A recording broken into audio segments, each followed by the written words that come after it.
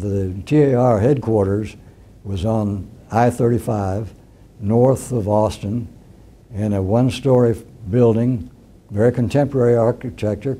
It was attractive, but we'd outgrown it. We didn't have enough room, and of course, flat roof. Every time it rained, we had water inside. There was a temporary building leased on the property that we had to start using for storage. And we obviously needed new space physically, but we also needed a space that was prominent. We had begun to become active in the politics as it became apparent. If you're not engaged in politics, you're out of business. So we had felt that for some time we had to have a location that was more convenient and preferably close to the state capitol. But before any of that could happen, we had to get the approval of the board of directors of the Texas Association of REALTORS to buy the land and proceed. And the last board of directors meeting that I presided over, that was the primary issue. There were a lot of people who felt that it was not the time or the place, and it was an easily divisive issue, but we had a good committee that had done their homework, and we pulled it off. We were in what I call a real estate depression, not recession, in the 80s. The bottom fell out the first time in my business career that prices of everything just really sank, and office buildings were called see-through buildings. So it was bravado or something. I'd like to say it was foresight that we had an opportunity while the market was down to find a good piece of real estate and put a building on it that would be a symbol of the realtor emblem and the Texas Association of REALTORS in particular. And we wound up with a piece of property on the 12th and San Jacinto, I believe it is. I don't know street names too well in Austin. But it's right across the street, effectively, from the Capitol.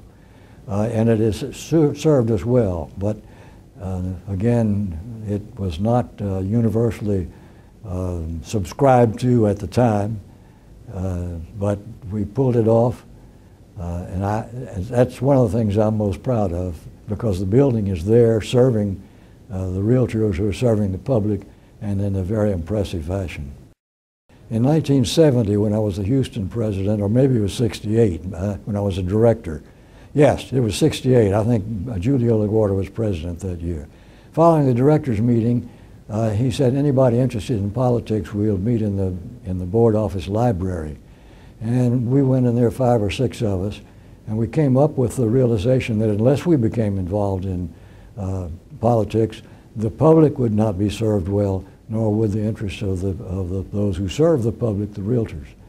So that was an embryonic beginning, and it went from there to the state association and the national association, and all of those areas grew.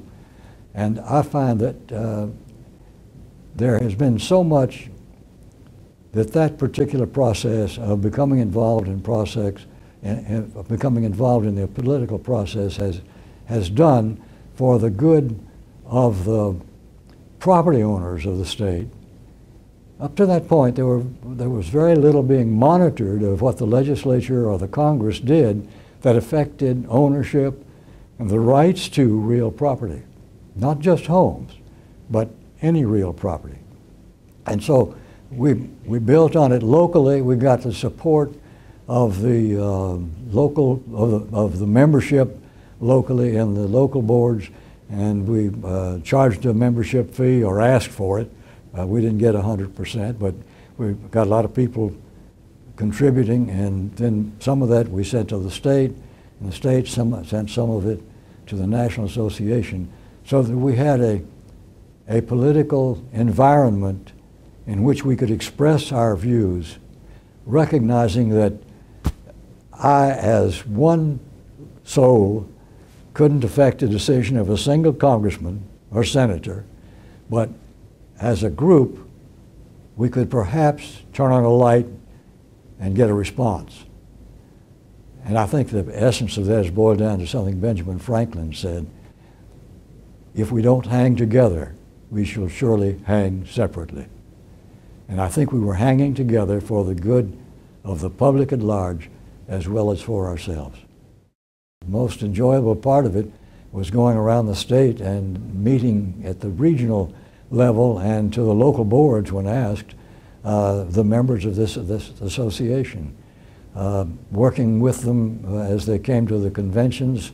We had 2 a year, and getting to know those people.